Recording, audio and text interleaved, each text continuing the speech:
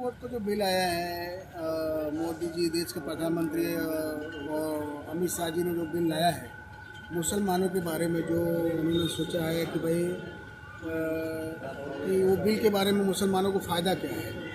फ़ायदा ये है कि जैसे मुसलमानों को भड़काया जा रहा है कि भाई वक्त बोर्ड बिल आ रहा है तो वो बिल जो है मुसलमानों को नुकसान है।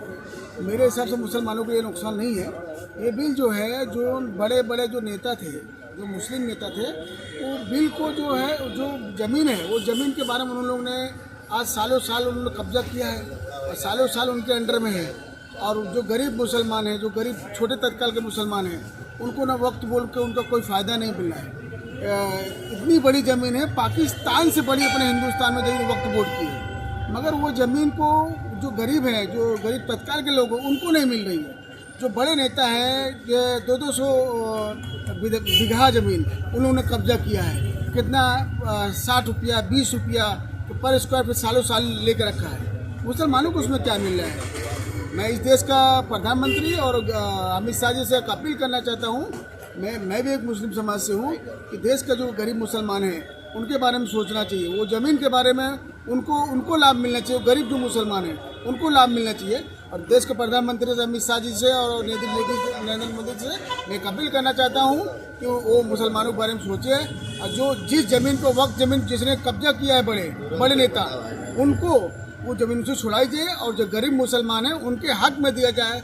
और मेरा एक अपील है कि जो वक्त बोर्ड जो बिल बनाया है उसमें 99% करके मुसलमानों को रखा जाए। मेरा देश के प्रधानमंत्री और अमित शाह से अपील है। और सर, जिस प्रकार से आप देखो कैसा है, जो हमारे जो भाई हैं उनको नहीं मालूम है इसके बारे में, ज़्यादा करके नहीं मालूम है कि उनको अभी लोग बताने भड़काने का काम कर रहे हैं कि ये आएगा बिल तो ऐसा हो जाएगा, तो आने के बाद बिल तकलीफ होगी। पर वो ये तो है, ठीक है, कुछ लोगों के दिमाग में जो समझ में आ रहा है, जिसको समझ रहे हैं वो समझदार हैं, वो झगड़ा लड़ेंगे।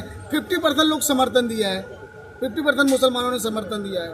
अगर विरोध करना होता तो वो भी विरोध करते थे ना। मेरा ये कहना है कि ये जो बिल लाया गया है, ये आज तक जो गरीब मुसलमान हैं उनको कोई फ़ायदा नहीं हुआ है। और जो बड़े बड़े लोग हैं इसको हड़प के बैठे हैं और उनके हाथ से इनको छुड़ाना चाहिए और गरीबों के हक में देना चाहिए। यही मेरा कहना है।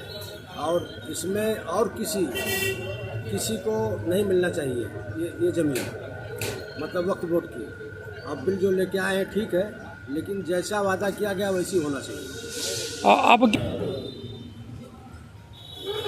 मोदी जी ठीक हैं और जो कुछ किए हैं, लेकिन जो वादा किए हैं उतना ही होना चाहिए। उसमें और कुछ मतलब इधर उधर घुमाना नहीं चाहिए। ठीक, इधर जाएगा उधर जाएगा, इनको देंगे उनको देंगे, वो नहीं होना चाहिए। के नाम पे वक्फ बोर्ड बना था और मुस्लिम को ही मिलना चाहिए। ठीक और दूसरे को नहीं मिलना चाहिए। ठीक नहीं सर।